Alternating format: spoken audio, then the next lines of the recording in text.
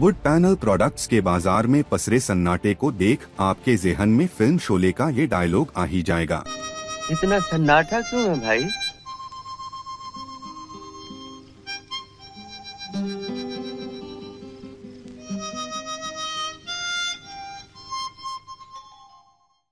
बाजार में सबसे ज्यादा ट्रेडिंग में रहने वाले प्लाईवुड के बिक्री में जहां गिरावट देखने को मिल रही है, वही एमडीएफ और एचडीएमआर पैनल की मांग के ग्राफ में बढ़ोतरी जारी है।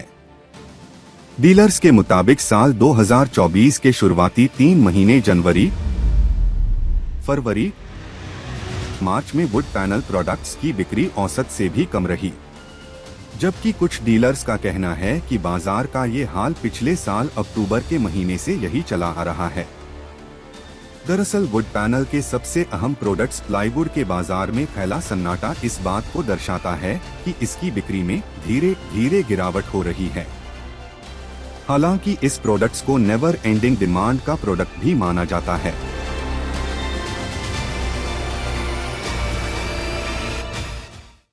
इन 3 महीनों की अगर बात करते तो 50-50% है। नहीं तो मैक्सिमम ये देखा है हमने, जब से एचडीएमआर आया है प्लाईवुड से ज़्यादा उसकी सेल हो। आपको बताया ना कि 2 महीने में एक और 1 महीने में एक। प्लाईवुड में और एचडीएमआर में लेबर का बहुत फर्क। एचडीएमआर है, वन साइड भी आता है, बोथ साइड भी लेमिनेटेड आता है, दोनों तरफ आता है। एक तरफ फैब्रिक भी आता है, एक तरफ ऑफ वाइट तो आता ही आता है। अगर कोई ऐसा है प्लेन भी ले लेता है तो उसको मेहनत फिर प्लाईवुड जैसे करनी पड़ेगी। प्लाईवुड जो है उसकी डिमांड एम नहीं होगी, क्योंकि प्लाईवुड में जो काम होता है वो क्वालिटी होता है एकदम। और दूसरा क्या है कि इसमें अच्छा प्लाईवुड मिलना चाहिए। हाँ, और आर्किटेक्ट और जो जो लोग ओईएम लेके रखा है, उन लोगों को प्लाईवुड में इसलिए दिक्कत आती है कि प्लाईवुड में अगर जो क्वालिटी अच्छा नहीं मिला तो उसमें बोरर अटैक हो सकता है। तो वो सब अवॉइड करने के लिए दूसरा कि एमडीएफ में जो साइजेस है मल्टीपल साइजेस में मिलता है, और ये प्लाईवुड जो है वो 8-4, 7-4 वो लिमिटेड इसमें साइजेस में मिलता है। इसलिए जो ओईएम आर्किटेक्ट लोग ज़्यादा प्रेफर करते हैं एमडीएफ को। जनरल से जैसे हर साल होती है उससे थोड़ी स्लो थी इस बार मार्केट। जनवरी में तो जैसे ठीक थी मार्केट, फरवरी और मार्च तो काफ़ी स्लो रहा। इनका रीज़न ये भी है कि होली आ गई इस टाइम, और ये ईद रमज़ान भी इस टाइम हो ही आ गया, और क्लोजिंग भी है। तो ये मेन रीज़न है मेरे ख्याल से थोड़ा स्लो होने का।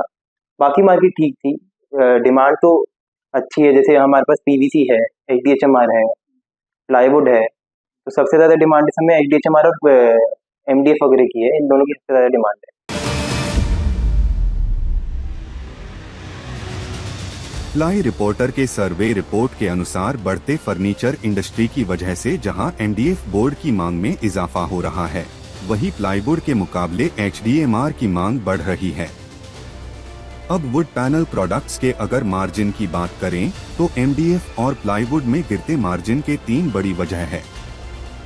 एक, नए बाजार के स्थापित होने के साथ बढ़ते डीलर और डिस्ट्रीब्यूटर। 2, गिरते डिमांड के साथ बढ़ते सप्लाई और बिक्री का प्रेशर। 3, ब्रांडेड कंपनियों की बाजार के लिए कोई रणनीति नहीं होना। वही डीलर की माने तो पिछले हाल के महीने से एमडीएफ के मार्जिन में जबरदस्त गिरावट हुई है। ये गिरावट कहां तक जाएगी, इसका भय डीलर्स और डिस्ट्रीब्यूटर को सता रहा है। वही ब्रांडेड कंपनियों का बाजार के लिए कोई रणनीति नहीं होना डीलर्स के लिए परेशानी का कारण बनता जा रहा है।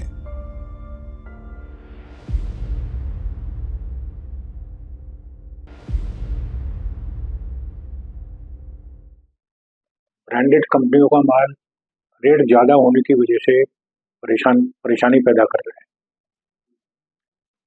मार्जिन ऑफ प्रॉफिट खत्म हो गया है।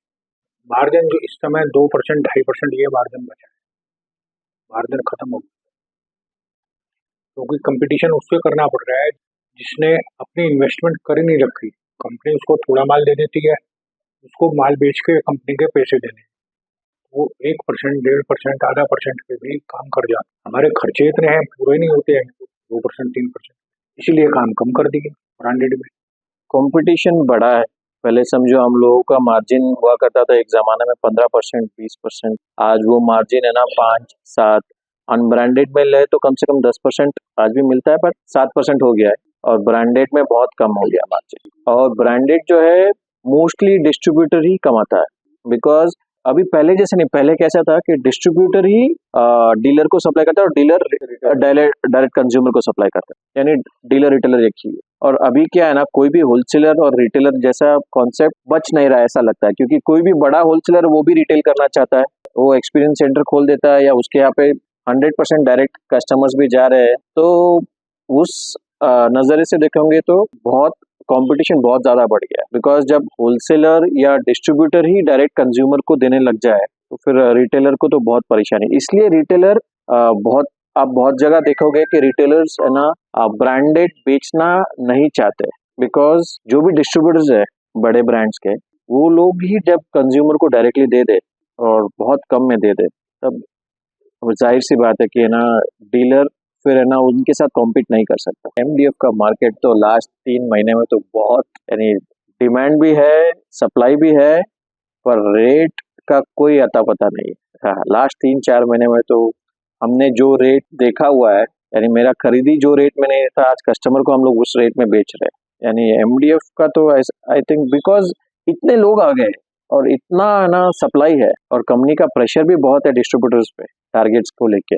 मैंने कभी नहीं सोचा था कि एमडीएफ का मार्केट इतना नीचे आ जाएगा।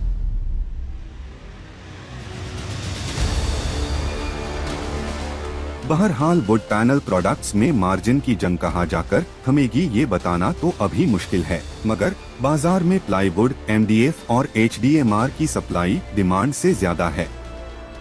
ऐसे में डीलरों पर प्रोडक्ट्स सेल करने का प्रेशर भी बढ़ रहा है। Bureau report, ply reporter.